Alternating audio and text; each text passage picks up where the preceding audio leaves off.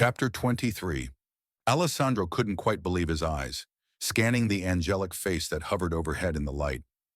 He wasn't in pain, wasn't hungry. His god-awful smell had gone. "Am I dead?" "You've been out for some time," Annika drawled. "How long?" He managed, barely audible, still very much in his head. "Few weeks? 10 at most?" Alessandro blinked back in disbelief. 10 weeks. How?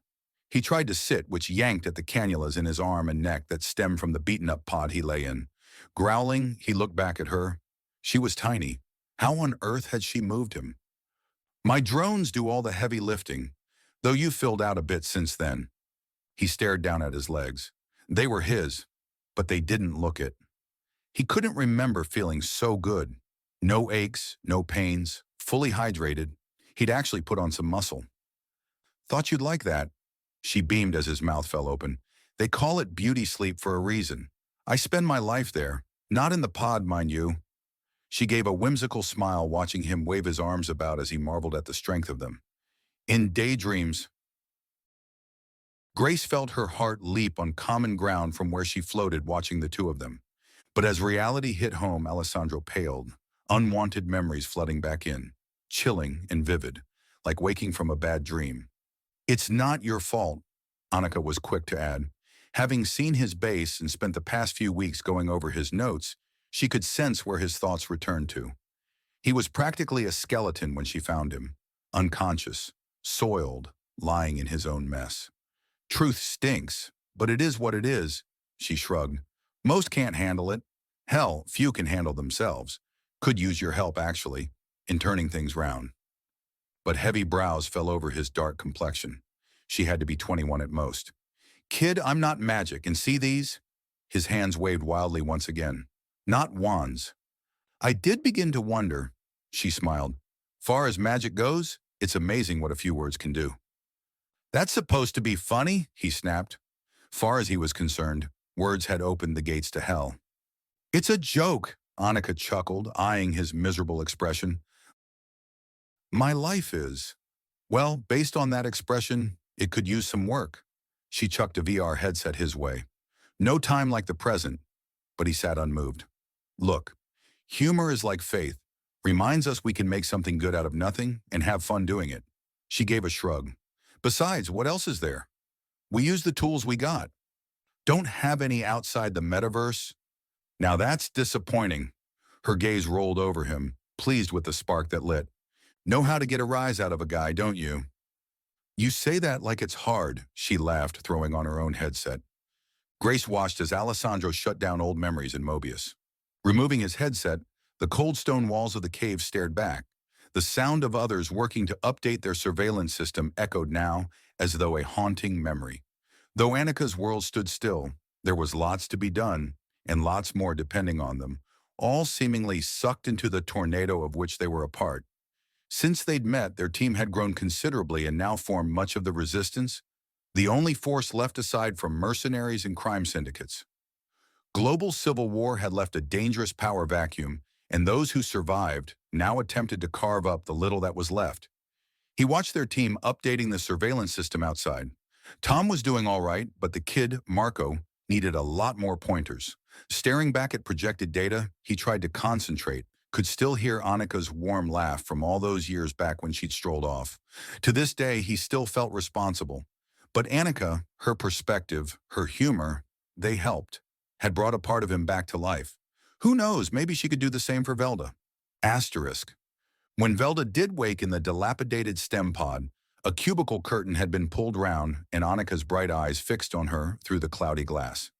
"You're awake. I knew you'd make it." She pressed a button, and the pod gave a loud hiss before opening. "They didn't think so, the others I mean, but I knew," she beamed. "I just knew. And now—" Velda's hand shot up in a bid for silence, which didn't work until she heaved over the side of the pod. "Still feeling a bit rough, huh?" Velda closed her eyes, willing Annika to just stop talking. It was painful, physically painful, to go from the serenity of sleep to intense conversation at Annika's pace and level of energy.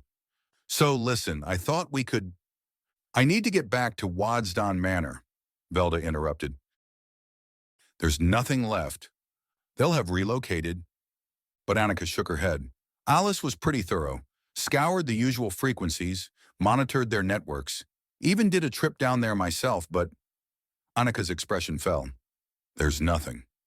Course you won't find them. We're special branch. But Annika's eyes shone with sympathy.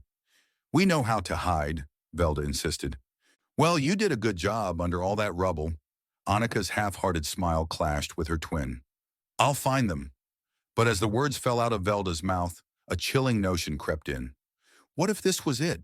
The end of structure, of empire, the end of law and order, the vacuum of anarchy that'd be waiting to engulf her outside those doors, if that were the case.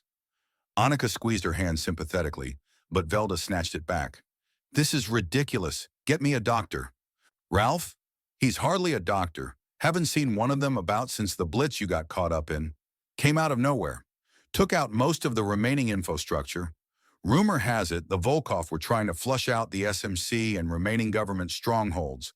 Level the playing field, so to speak. Heard those who survived joined. Who?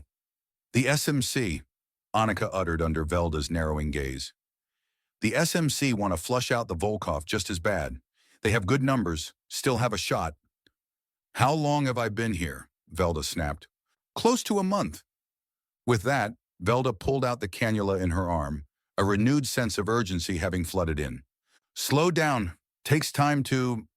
Annika stood, catching Velda as she fell. To get back on your feet. She tucked Velda back into the pod. You'll feel amazing, but it'll take your vestibular system a few days to adjust and get used to moving about. Annika visited her twin daily, bringing meals and updates. But on the third day, she woke to find Velda gone, without a trace. Asterisk. Anyone could have taken her, found us, Annika insisted, but he shook his head. She wouldn't just leave, without a word. Though her own began to fade as Alessandro pulled up footage of the pod from that morning. Velda could be seen leaving, alone.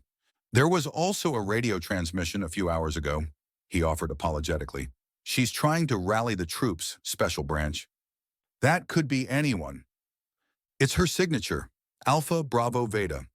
He watched as undeniable pain glossed her expression. Least she's okay, he offered, but he could see it was of little comfort as Annika strode out to climb the hill, one of the few green areas that remained overlooking London, England. What was left of it anyway.